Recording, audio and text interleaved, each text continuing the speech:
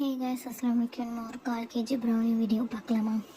எப்படின்னா நம்ம செய்கிற மெஷர்மெண்ட்டில் எவ்வளோ வருது, அதில் எவ்வளோ கிராம் நிற்கிது, நம்ம செஞ்சால் எவ்வளோ கிராம் வருமா அப்படிலாம் யோசிக்கவே வேணாம். நான் எல்லாத்தையும் வெயிட் போட்டு காட்டுறவங்களுக்கு 40 கிராம்ஸ் பட்டர் எடுத்துக்கோங்க. எக்ஸாக்டாக 40 கிராம்ஸ் எடுத்துக்கோங்க.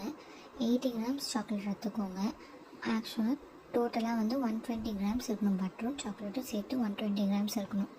என்கிட்ட பட்டர் நிறையா இருக்குது, சாக்லேட்டு கம்மியாக எடுத்துக்கலாம்னாலும் கிடையாது. 40 கிராம்ஸ் பட்டர், 80 கிராம்ஸ் சாக்லேட்டையும் பட்டரையும் 120 கிராம்ஸ் எடுத்ததுக்கப்புறமேட்டு ட்ரை பொருள் எல்லாத்தையும் எடுத்துடலாம். Maida 50 grams or 45 grams, cocoa powder 10 grams or 15 grams. இதோட அளவுகள் எல்லாமே நான் கமெண்ட்டில் பின் பண்ணுறேன், நீங்கள் எதுக்கும் பார்த்துக்கோங்க.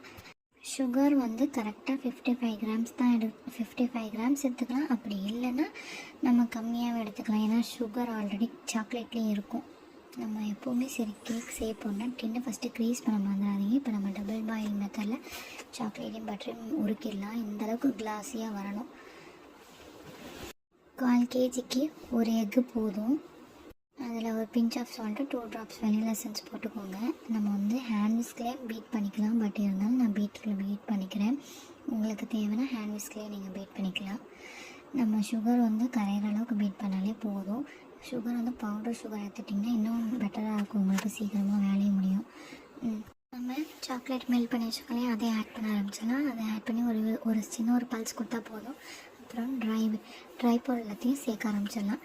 கட் அண்ட் ஃபோல்ட் மெத்தடில் நீங்கள் எல்லாத்தையும் மிக்ஸ் பண்ணுங்கள். அப்போ தான் ஒன்றா கலந்து வரும். இதை டின்னில் ஊற்றிடுறேன்.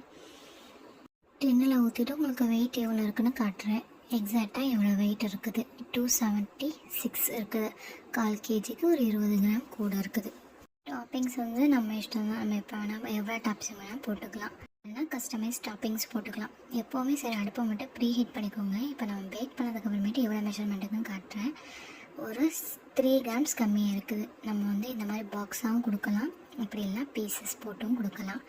நம்ம இஷ்டம்தான், கஸ்டமர் இஷ்டம்தான். ஓகே கைஸ், அஸ்ஸலாமு அலைக்கும்.